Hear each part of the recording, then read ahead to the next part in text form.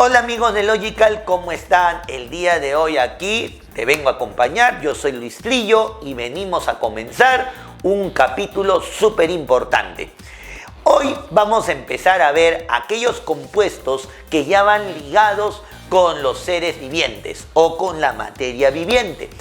Vamos a hablar sobre el aspecto de la glucosa en la sangre, vamos a hablar sobre de repente el azúcar que presentan las frutas, vamos a hablar de repente de algunas bebidas que tomamos y que de repente nos percatamos que tienen cierta referencia a la materia orgánica viviente, tal como es el caso del alcohol, que sabemos muy bien proviene de la caña de azúcar. Entonces, hoy, amigos de Logical, empezamos el camino por el rumbo de la química orgánica. Hoy aquí en Logical, súbete conmigo al bus de la química, que empezamos la saga de la química orgánica.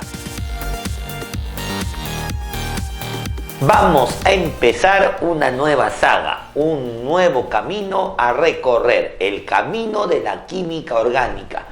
La química orgánica es prácticamente para todos los que están postulando la última parte de todo el curso de química y que marca justamente el análisis de aquellos compuestos relacionados con la materia viviente o la materia orgánica en descomposición.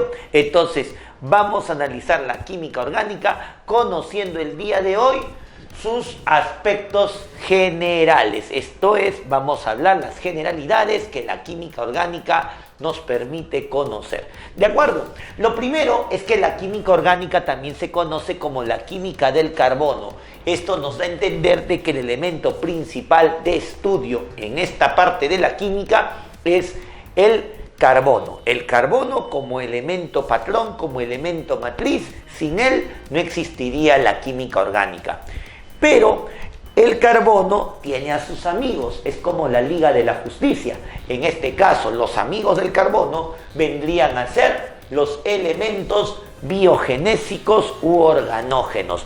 Bio, vida, génesis, origen.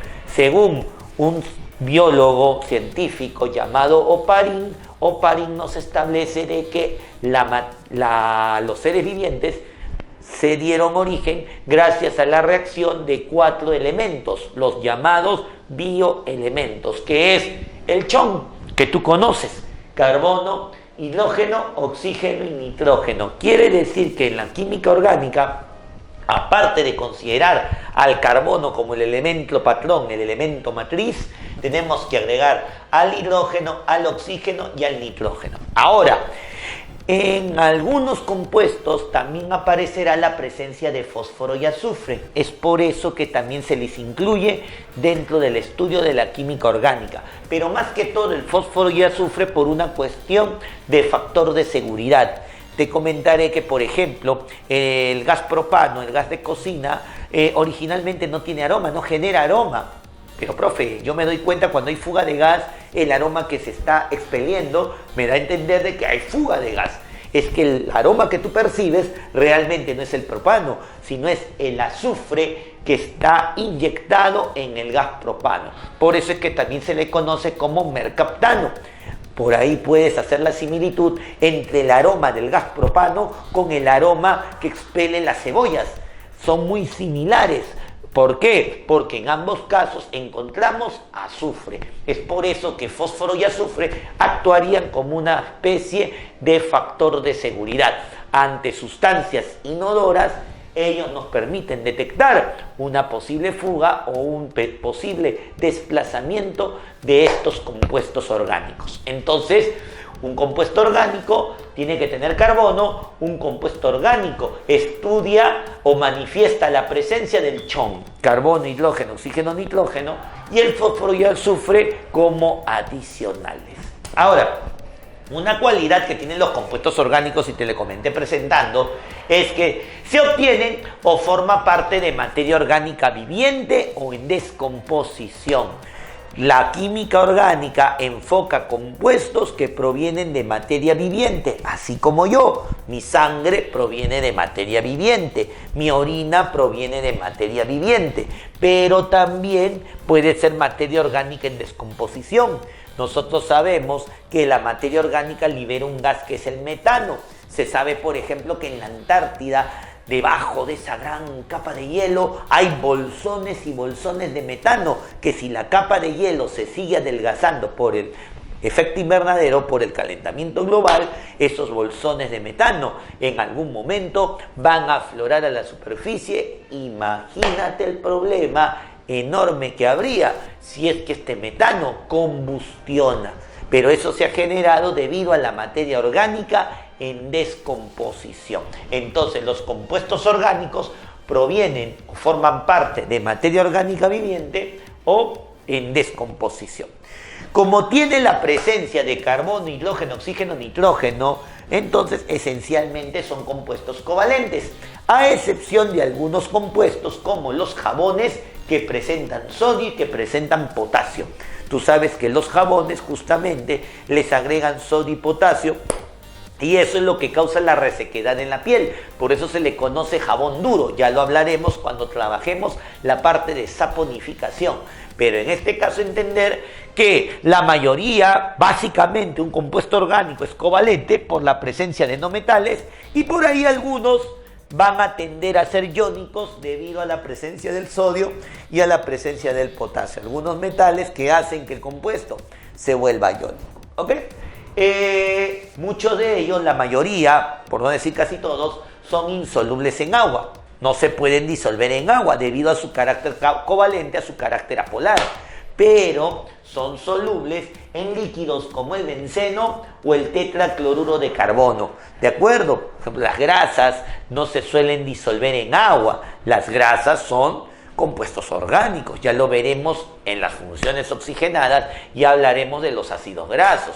Entonces, profe, las grasas justamente por el carácter orgánico de ser insoluble en agua, no lo harán ahí, pero sí se disolverán en benceno o en tetracloruro de carbono. Otra cualidad que tienen los compuestos orgánicos es que presentan bajos puntos de fusión. Obviamente, si es más sensible que un compuesto iónico, su punto de fusión debe estar por debajo de los 400 grados Celsius. Son malos conductores eléctricos, no generan iones. Al ser covalente, no generan iones, por lo tanto, no conducen la electricidad. Y lo curioso de un compuesto orgánico es que presenta isomería. Eso es lo que vamos a recordar cuando trabajemos la parte de isomería. La isomería, ¿qué viene a ser? Que un compuesto orgánico puede tener diferentes estructuras, pero va a tener la misma fórmula global. Misma fórmula global, pero diferente estructura. Entonces es una propiedad que tienen los compuestos orgánicos y la química orgánica se encarga de ver ese enfoque. Entonces, en resumen, estudia el carbono y a sus amigos que son el chon. Los compuestos orgánicos provienen de materia orgánica viviente o de materia orgánica en descomposición.